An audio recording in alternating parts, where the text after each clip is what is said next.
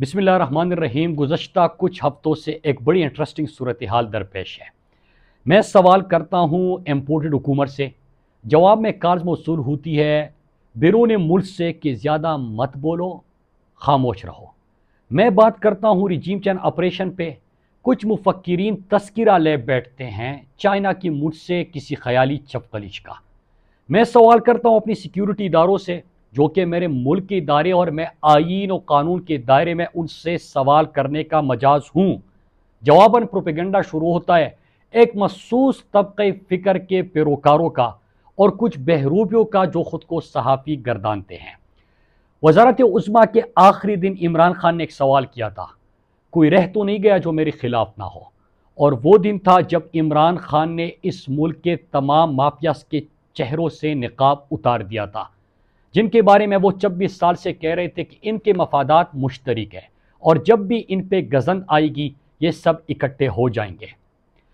आज जो एक के रूप में दूसरा और दूसरे के रूप में कोई तीसरा सामने आ रहा है, तो मेरा ये यकीन पुख्ता हो रहा है कि हमारा मुकाबला वाकई माफिया से है, जिनके लिए इनके ज़ाती मफादात मुल्क व कौम के मफादात से बालातर है। मेरा सिर्फ इनके लिए एक पैगाम है कि इज़्ज़त व ज़िल्लत, ज़िंदगी और मौत एक अल्लाह का इख्तियार है और इस इख्तियार को चैलेंज करने वाले फ़िरौन और नमरूद आज सदियों बाद भी दुनिया के लिए इबरत का निशान है। तो बस इतना कहूँगा, सबा जो राह में दुश्मन मिले तो फरमाना कि ये तो कुछ न किया, हो सके तो और करे, कि अपने दस्ते लहू रंग पे नज़र रखे और अपने दावे मासूमियत पे गौर करे। इसके साथ मेरे पाकिस्तानियों, रिजीम चेंज ऑपरेशन के हवाले से मैंने आपसे बात की थी। मैंने पहले आपको ये बताया कि अमेरिका जो मुख्तलिफ ममालिक में रिजीम चेंज ऑपरेशन करता है वो क्यों करता है, उनके मफादात क्या होते हैं और वो उसके लिए क्या स्ट्रेटजी इख्तियार करता है और किस तरह वो दुनिया के मुख्तलिफ ममालिक में अमरीकी नवाज हुक्मरानों को मुसल्लत करते हैं। फिर मैंने आपके सामने चंद ममालिक की मिसाल रखी और कल के वीलाग में मैंने आपके सामने ईरान और पाकिस्तान में रिजीम चेंज ऑपरेशन की सिमिलरिटीज़ का जिक्र किया। मुख्तसरन मैं आपकी यादाश्त के लिए 3-4 जुमलों में बता देता हूँ किस तरह इमरान खान जो मकबूल तरीन लीडर था और मुल्की मफाद के लिए फैसले कर रहा था अपने लोगों के लिए, और जिस तरह मुसद्दिक अपने लोगों के मफाद के लिए उसने कानून साजी कर दी थी, तो उनके खिलाफ साजिश तैयार हुई, यहाँ पे अमरीकी साजिश तैयार हुई। उधर उनके नुमाइंदों को खरीदा किया, यहाँ पे सिंध हाउस में मंडी लगा कि इमरान खान के जो पार्लियामेंटेरियन है उनको खरीदा गया। उधर मीडिया को खरीद कर क्या कुछ किया गया, क्या प्रोपेगेंडा किया गया। इस तरह इमरान खान के वक्त जब रिजीम चेंज ऑपरेशन हुआ, किस तरह मीडिया को कंट्रोल किया गया और ख़रीदा गया। उधर जिस तरह मुल्लाओं का इस्तेमाल किया गया कि मजहबी मुल्क है लिहाजा हमने मदरसों को भी कंट्रोल करना है, तो एक मुल्ला से उन्होंने बात की $65,000 पे, और वो फिर मुसद्दिक को यहूदी एजेंट साबित करने के लिए और अमेरिका का एजेंट साबित करने के लिए तकरीरें करने लगा। और वो मुल्ला उससे पहले गो अमेरिका गो के नारे भी लगाता था। इसी तरह पाकिस्तान में आप खुद फैसला करें कि आपने क्या कोई इस तरह मुल्ला देखा या मौलाना देखा। फिर वहाँ पे उन्होंने किस तरह अपने लोग मुख्तलिफ जगहों पे प्लेस कर दिए थे। यहाँ पे भी आप खुद देख लीजिए कि ऐसा कुछ हुआ था, और अगर हुआ था तो किस अंदाज से। ये तमाम सिमिलरिटीज़ मैंने आपके सामने रखी थी। अब इसका नुकसान क्या होता है, आज हमने इस हवाले से बात करनी है। देखिए, मुल्क के साथ इससे बड़ी ज्यादती नहीं हो सकती कि जो मुल्क कोरोना आलमी वबा के बावजूद, मुश्किल हालात के बावजूद उन्होंने अपनी मईशत को संभाला, मुल्क को जो डिफ़ॉल्ट होने जा रहा था, जो आईसीयू में मईशत थी, उसको आईसीयू से निकाल के एक डायरेक्शन दी।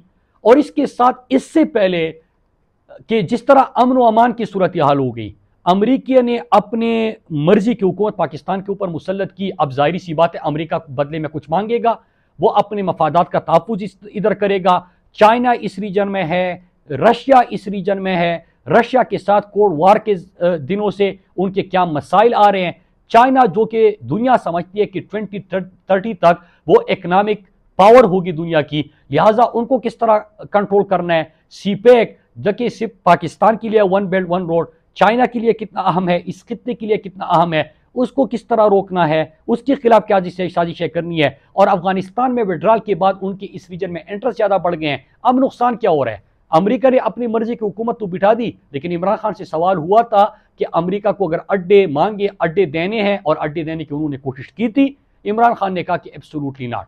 अब जब ये लोग आए जो कि कहते हैं कि हमें तो अमेरिका के ड्रिप लगे हैं, हम तो वेंटिलेटर पे हैं, अमेरिका की मर्जी के खिलाफ हम कुछ नहीं कर सकते, अमेरिका की मर्जी के मुताबिक हमने फैसले करने हैं और हमेशा अमेरिका के लिए इस्तेमाल हुए हैं, तो वो जब आएंगे तो क्या अड्डे देंगे, क्या एयर स्पेस देंगे, क्या ये दे चुके हैं? फिर जिस तरह अमन व अमान की सूरत हाल हमारे खित्ते में पैदा होगी और खुसूसन खैबर पख्तूनख्वा और फाटा में, ये डायरेक्ट रिजीम चेंज ऑपरेशन के दूसरे फेज का मैं आपको 4 महीने पहले बता चुका था। तो मुल्क के लिए सबसे खतरनाक चीज ये होती है कि आपके मुल्क के मोहब्बत करने वाले, मुल्क के लिए खड़े होने वाले, अवाम के मफाद का सोचने वाले लोगों को हटा के जब वो अपने गुलाम बिठाते हैं, तो इस तरह अमन व अमान की सूरत हाल भी हो जाती है। इस तरह आपके एक डर और खौफ की फिजा भी क्रिएट हो जाती है और मईशत के ऊपर आते हैं। जीडीपी ग्रोथ मुश्किल हालात के बावजूद, कर्जों के दलदल में जो इन्होंने धकेला था उसके बावजूद, कोरोना के बावजूद इमरान खान मईशत को 6% जीडीपी ग्रोथ दिया। अब ये 2% और कुछ कह रहे हैं कि ये बिल्कुल ख्याली है, ये नीचे और ज्यादा आएगा। एग्रीकल्चर जो ग्रोथ आपका था 4.4% पे इमरान खान लेके गए, ये -0.7 पे लेके आए। इंडस्ट्री का मतलब हमारे मुल्क ज़री मुल्क है, एग्रीकल्चर ग्रोथ बढ़ेगी तो जो छोटे किसान है उनका जीना भी आसान होगा, उनके लिए भी सहूलत होगी। लेकिन जो गंदम, आटा, हमें कपास, ये जो बाकी चीज़ें चाहिए होती है वो आवाम को मुयस्सर भी आएगी और आवाम के लिए फ़ायदा होगा। तो उससे क्या हुआ, वो माइनस में ये लेके चले गए। अब जाहिर सी बात है कि ये बात भी आ रही है कि आगे जाके अजनास की किल्लत भी पाकिस्तान में पैदा हो सकती है। फिर इंडस्ट्री ग्रोथ 9.8% पे इमरान खान लेके गए। जब ये आए तो अब 1.9% पे लेके आए और आप रोज़ाना टीवी पे, बल्कि टीवी तो नहीं दिखा रहा, सोशल मीडिया पे आप देखते हैं कि मुख्तलिफ जगहों पे इंडस्ट्रीज बंद हो गई क्योंकि बिजली के बिल इतने आ रहे हैं, लोग यहाँ पे इंडस्ट्री चलाने के काबिल नहीं रहे। और मुख्तलिफ जगहों पे टेक्सटाइल मिल जो नवाज शरीफ के दौर में 100 से ज़्यादा बंद हो गए थे, इमरान खान के दौर में फुल कैपेसिटी पे चल रहे थे, दुनिया से ऑर्डर्स मिल रहे थे, लोगों को रोजगार मिल रहा था। सियालकोट फैसलाबाद में लोग कह रहे थे कि हमें अब जो लोग है स्किल लेबर ही नहीं मिल रहा, तो लोगों को रोजगार भी मिला, आपके एक्सपोर्ट भी बढ़ा, आपकी इंडस्ट्री का ग्रोथ बढ़ी, मुल्क का फायदा हो रहा था। ये आए, ये इसको 1.9% पे लेके आए। महंगाई का बड़ा रोना होता था कि इमरान खान ने महंगाई कर दी, इमरान खान ने महंगाई कर दी। हालांकि इमरान खान तो रूस जब गया तो जो पेट्रोल और डीजल की कीमतें थी उस वक्त इमरान खान तो 40%, उनसे 30% सस्ता तेल लेके आ रहा था। लेकिन अमेरिका को यह बात बुरी लगी, उनको आजाद खारजा पॉलिसी इमरान खान की बुरी लगी। गुलाम आए, उन्होंने तो ये छोड़े कि रूस से कोई मुआहिदा किया, लेकिन हुआ क्या कि पेट्रोल 150 रुपए फी लीटर था जब इमरान खान का दौर था। और रोजाना आपको याद होगा कि मीडिया चैनल पे माइक पकड़ पकड़ के वो बाजारों के चक्कर लगाते थे। उसके बाद तो आपने ये खबरें नहीं सुनी होगी, लेकिन 236 रुपए फी लीटर पे पेट्रोल पहुंच गया। डीजल इमरान खान के टाइम पे, और ये 4 महीने पहले की हम बात कर रहे हैं, 144 रुपए था, 247 फी लीटर पे ये लेके गए। बिजली 16 रुपए पर यूनिट था, ये 36 रुपए, 100% से भी ज्यादा इजाफा करके 36 रुपए फी यूनिट लेके गया। और जो फ्यूल प्राइस एडजस्टमेंट की प्राइसेस आ रही है, आप देख रहे हैं कि एक घर में एक पंखा और एक बल्ब जलता है तो उनकी भी चीखें निकल गई है। इस तरह गंदम इमरान खान के टाइम पे 55 रुपए जो आटा मिलता था, इन्होंने क्या किया, उन दिनों में बड़ा शोर भी उठता था, सवाल भी होते थे, हमसे सवाल होते थे।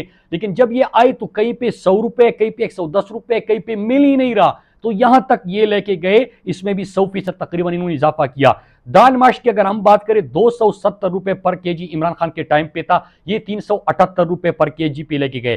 प्याज 48 रुपए पर केजी था, अब ये 100 रुपए से भी ऊपर लेके चले गए अपने टाइम पे।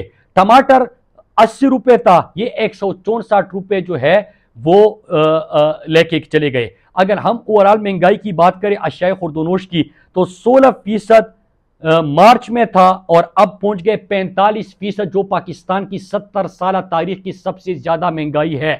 45%, कभी पाकिस्तान में यह महंगाई नहीं देखने को मिली थी।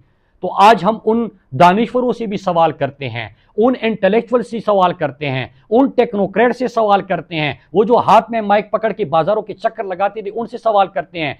और ये जो मुसल्लत किए गए पाकिस्तान के ऊपर, जिन्होंने मुसल्लत किया उनके से भी सवाल करते हैं। जो मुसल्लत हुए उन्होंने एक काम किया है, अमन व अमान तो तबाह कर दिया, इंडस्ट्री बंद कर दी, कीमतें आसमान तक पहुंच जाई दी, बिजली की लोडशेडिंग का आगाज हो गया, गैस की किल्लत का सामना करना पड़ा, एग्रीकल्चर तबाह माइनस में चला गया, इंडस्ट्री बंद हो गई।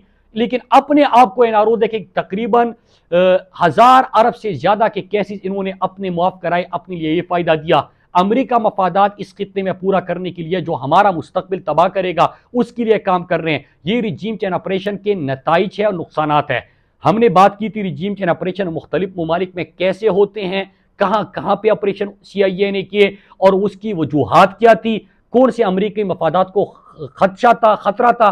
पाकिस्तान में अफगानिस्तान के विड्रॉल के बाद और रशिया चाइना को देखते हुए भी जो जियो स्ट्रेटेजिक पाकिस्तान की पोजीशन है, लोकेशन है और जो ज्योग्राफी है हमारी, उसको देखते हुए ये बिल्कुल वाज़ेह है कि अमेरिका की इस खित्ते में मफादात बहुत ज़्यादा है और अपने मफादात के लिए चोर डाकू पाकिस्तान के ऊपर मुसल्लत किए। ये थे नताइज और इंशाअल्लाह हम आपको जो सीक्वेंस ऑफ इवेंट्स का वादा किया हुआ है कि कब, कैसे, किससे मिलके अमेरिका ने किस तरह पाकिस्तान पे चोर डाकू मुसल्लत किए, उसके हवाले से बात करेंगे। लेकिन मैं आपको ये बता दूं कि इमरान खान की हकीकी आज़ादी की जदोजहद का इंशाअल्लाह जल्दी मार्च होगा। रिलेशन का अनाउंस नहीं होता क्योंकि मजीद अवाम ये महंगाई बर्दाश्त नहीं कर सकती और फिर क्या होगा कि इस दफ़ा कौम देखेगी, पूरी पाकिस्तानी कौम निकलेगी और इन चोरों से हम निजात हासिल करेंगे। ये फाइनल राउंड आ चुका है, काउंट डाउन शुरू हो चुका है। अस्सलाम वालेकुम, पाकिस्तान जिंदाबाद।